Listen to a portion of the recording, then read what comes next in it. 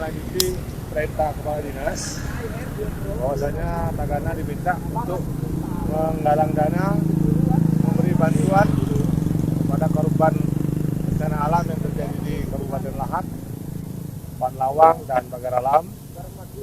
Hari ini kita dengan kekuatan lebih kurang 70 orang anak-anak Tagana itu sudah menyebar melakukan penggalangan dana sekecil apapun, itu nanti akan kita salurkan ke pihak kabupaten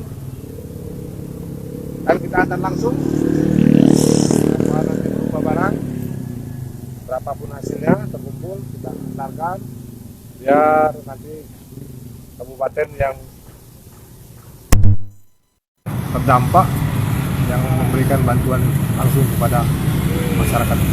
Kegiatannya hari ini, rencananya berapa hari ini Pak? Kegiatan kita rencanakan 3 hari, mulai hari ini sampai hari Rabu.